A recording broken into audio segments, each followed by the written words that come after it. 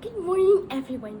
Today, I would like to tell you the story of Batu Bela, Batu Bertangku, or in English, the Devouring Rock. It is a sad and tragic Malay folk tale passed down by generations to teach children to be filial and obedient to their parents. Long ago, there lived a poor but loving family of four. A mother named Mak Tanjung, a father named Pak Kantan, an older independent daughter named Malur, and a younger son, Bakan. Bakan was the golden child of this family. Whatever he did, he was never wrong, and he was always considered right. Every day, Pak Kantan would go fishing, and if he was lucky, he would bring home a few fish and some mudskipper eggs, Mak Tanjung's favorite food. One evening, Mak Tanjung told her husband about something she heard at the market. A mysterious devouring rock that could grant wishes. But Pak Kantan warned her, "Please promise me you will never go there. It is too dangerous." Mak Tanjung nodded, though she felt uneasy. The next day, Pak Kantan went fishing as usual, and after hours of no catch, his rod suddenly jerked violently. It was a huge fish. He struggled to hold on, but the fish was too strong. Unfortunately, he was pulled into the lake and drowned. The family was devastated.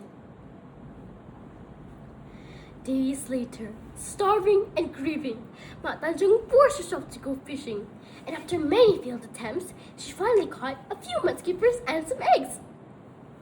Exhausted but proud, she cooked the meal and told her children, "Eat the fish, but save the eggs for me."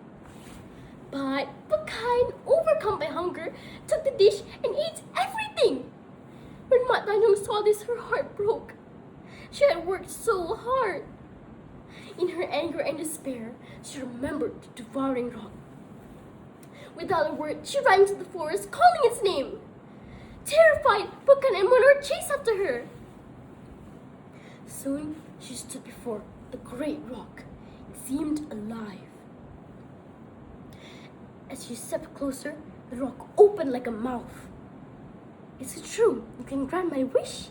she asked. "Yes," it growled. "Come closer." Despite the children's cries, she stepped inside, and with a loud snap, the rock swallowed her whole. "I told you not to take mother's portion," yelled Malur at Bakan. When Bakan realized what he had done, he fell to the floor, tears streaming down his face. "Kak Malur, I'm sorry, I didn't mean to." But alas, his stubbornness had sealed their fate. Malur knelt beside Bakan, her own heart heavy. "Bakan, our mother is gone, but we must be brave and take care of each other. That is how she would have wanted us to live." Alone in the forest, Malur and Bakan struggled to survive. Hunger and fear seemed to follow them in every step. Until one day, a small yet powerful and gentle voice echoed from a small vine-covered cottage. It was Nenek Kabayan, a wise and kind old woman with sparkling eyes and a warm smile that seemed to chase away the shadows of the forest. "Who are you children? What are you doing here out alone?" asked Nenek Kabayan. She welcomed them in without question, giving them food, shelter, and guidance. Under her care, Malur learned skills of survival and courage, becoming strong and wise. And Bakan, once reckless and stubborn, learned responsibility, patience, and the value of listening. Though the pain of losing their mother never truly faded, Nenek Kabayan became their source of hope in a world that had seemed cruel and empty. The moral of the story is, everyone makes mistakes. We argue and we fight. But love, forgiveness, and working together are stronger than anger. Even the hardest rock can break when we are united. Thank you.